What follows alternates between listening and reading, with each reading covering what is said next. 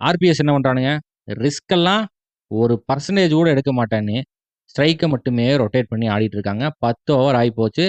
58 run அடிச்சிருக்காங்க.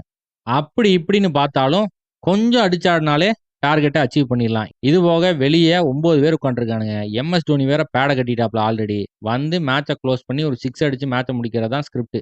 ஆனா என்ன ஆயி போச்சுன்னா, மிச்சல் ஜான்சன் குறுக்கால வராப்ல. குறுக்கால வந்து ரஹானேவ குளோஸ் பண்றாப்ல. இப்பவும் ஒண்ணும் கெட்டு போல. Steve Smith set batsman already உள்ளதா இருக்காப்ல.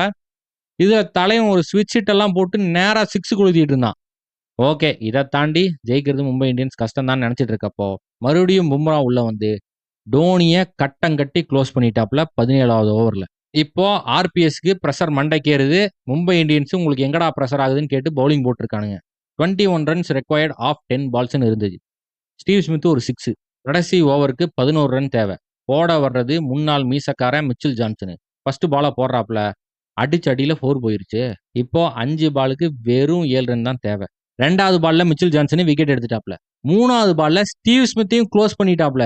இப்போ 3 பாலுக்கு 7 ரன் தேவை. 4வது பால சிங்கிள் தட்டிட்டானுங்க. பரபரப்பான கட்டத்துக்கு வந்துட்டோம். 2 பாலுக்கு 6 ரன் தான் தேவை. 5வது பால மிச்சல் ஜான்சன் போடுறாப்ல. அடிச்ச அடியில நேரா ஹர்திக் பாண்டியா கிட்ட போயிட்டு இருக்கு. ஆனா என்ன பிரச்சனைன்னா, நம்ம ஆளு தொல்லு விட்டுட்டான். தொல்லு விட்ட காரணத்தினால 2 ஓடி போட்டானுங்க. இப்ப கடைசி பால். 1 பால் 4 ரன்ஸ் டூ வின். கடைசி பால லெக்ல வெளுத்துட்டான். பாலு பவுண்டரிய நோக்கி போயிட்டு இருக்கு. மும்பை இந்தியன்ஸ் ஃபீல்டரும் ஓடி வந்துட்டு இருக்கான். பேட் ஹெல்மெட்லாம் அவுத்து போட்டு ஓடி 3 ரன் எடுத்து மேட்சை எப்படியாவது டைப் பண்ணிட வேண்டியதான்னு சொல்லிட்டு ஆர்பிஎஸ் பிளேயர்ஸ் ஓடிட்டு இருக்காங்க. என்ன பிரச்சனை? 2வது ரன் ஓடி 3வது ரன் ஓடுறதுக்குள்ள பால் எடுத்து வீசி அவன் பால புடிச்சு ஸ்டெம்ப காலி பண்ணிட்டான். மும்பை இந்தியன்ஸ் 3வது டைட்லயும் அடிச்சு போட்டானுங்க.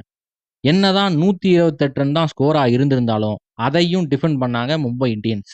ஐபிஎல் எஸ்டிடிலேயே ஃபைனல்ஸ்ல பறக்க விட்ட மேட்சுகள்ல முக்கியமான மேட்ச் இந்த மேட்ச்.